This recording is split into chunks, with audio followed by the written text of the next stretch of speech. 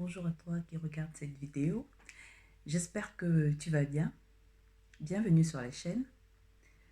Je suis Isabelle Essommet. Je fais de l'accompagnement dans le domaine de la nutrition et du développement personnel. Je fais cette vidéo ce matin simplement pour partager un petit truc avec toi. Je veux te dire ce matin que ton Facebook est ta carte de visite. Pourquoi je le dis? Parce qu'aujourd'hui, avec tout ce qu'il y a comme réseaux sociaux, je prends le cas de Facebook, mais en principe, c'est valable pour tous les autres réseaux, Instagram, Twitter, Snapchat, ainsi de suite. Facebook est ta carte de visite, pourquoi? Il faudrait comme ça, sur ta page Facebook, je vais commencer par toi qui fais par exemple du commerce en ligne. Il faudrait comme ça que lorsque quelqu'un tombe par hasard sur ton profil, qu'il soit public ou privé, au niveau de ta biographie, que le profil puisse exprimer ce que tu fais. Si c'est un service, si ce sont des produits que tu proposes, il faudrait comme ça qu'au niveau de ta biographie, que si quelqu'un tombe sur ton profil, il soit en même de comprendre ce que tu fais. Parallèlement, il faudrait que ta photo de profil, que ce soit toi, si c'est un compte personnel. Maintenant, si c'est un compte business, la photo de profil pourra avoir le logo de la structure. La photo de profil pourra avoir, si c'est par exemple la vente de vêtements en ligne, un vêtement, ainsi de suite. Mais si le profil est personnel, il faudrait comme ça que ce profil puisse te représenter. Quelle que soit la personne qui tombe sur ton profil, on puisse mettre un visage à la personne avec qui on s'adresse, à la personne avec qui on communique, ainsi de suite. Parce que malheureusement, aujourd'hui, beaucoup de commerçants, d'entrepreneurs, beaucoup de gens qui utilisent Facebook comme un outil pour pouvoir attirer les clients, font en général cette petite erreur. Il faudrait que d'emblée, lorsque quelqu'un tombe sur ta page ou sur ton profil, qu'il puisse avoir une idée du produit ou du service que tu proposes.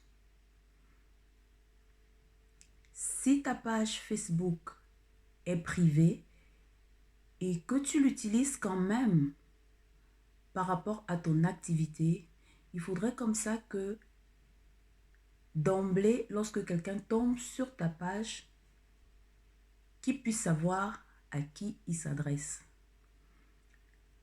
Donc comme ça, c'est un petit conseil. Évitez au niveau de la page de profil,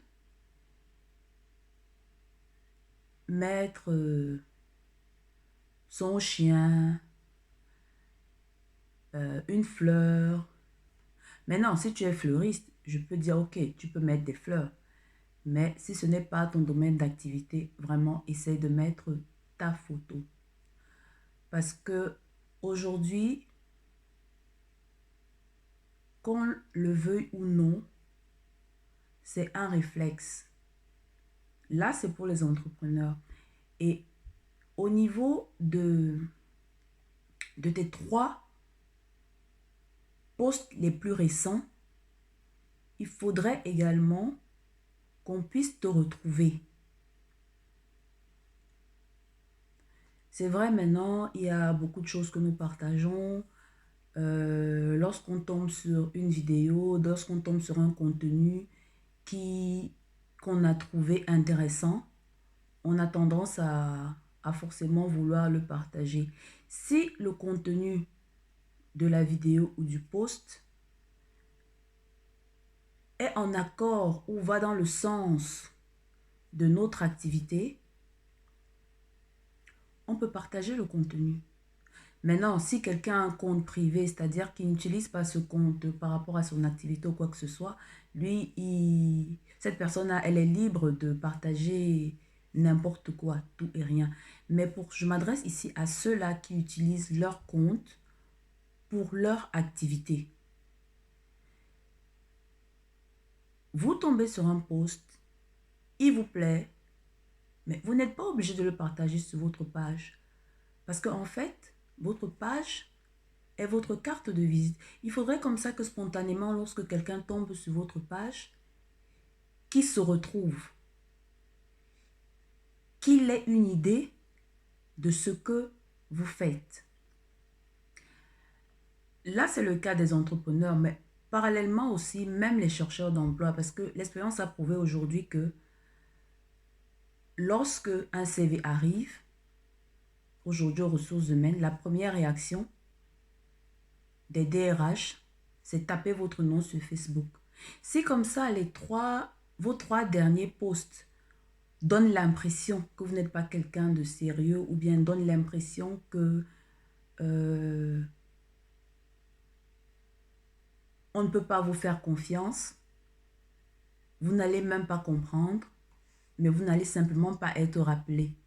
Donc comme ça, il faut faire attention à tout ce qu'on partage en général, surtout les dernières publications. Parce que ce qui est sûr, c'est que si quelqu'un tombe sur votre profil, il ne va forcément pas dérouler jusqu'à 10 ans de votre profil, mais les 5 dernières publications, il faudrait généralement faire attention à ces publications-là. Parce qu'aujourd'hui, malheureusement, on a tendance à le négliger. Mais il faudrait comme ça que ta page Facebook, ta page Instagram, ta page, je ne sais pas trop quoi, représente le message que tu cherches à véhiculer. Si tu es dans le domaine de la santé, il faudrait comme ça qu'on retrouve ce domaine dans tes posts. Si tu es dans la motivation, il faudrait comme ça que lorsque quelqu'un tombe sur ta page, qu'il soit inspiré. Maintenant, il est possible de partager les publications de d'autres personnes, ça c'est un fait. Mais il faudrait comme ça que ces publications aillent dans le sens de ton activité. Sinon, à un moment, c'est le flou. Et parallèlement, au niveau de Facebook, il y a une possibilité de faire des listes. Ça veut dire que à chaque publication, vous sélectionnez la liste pour cette publication. Tout n'est pas censé être visible par tous. Ça veut dire que vos prospects ne sont pas censés voir ce que vous voulez, par exemple, partager avec les membres de votre famille. C'est très important. Parce que malheureusement, beaucoup de gens font cette erreur, mais qui par moment, une petite erreur, mais qui peut faire perdre beaucoup de choses. Donc comme ça, c'est ce que j'ai tenu à partager ce matin. Ton Facebook est ta carte de visite. Ton Instagram est ta carte de visite. Ainsi de suite. Donc comme ça, si cette petite vidéo a ajouté quelque chose,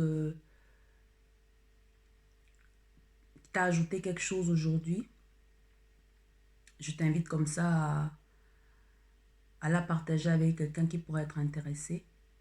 Et je te souhaite une agréable journée. À très bientôt. Bisous, bye bye.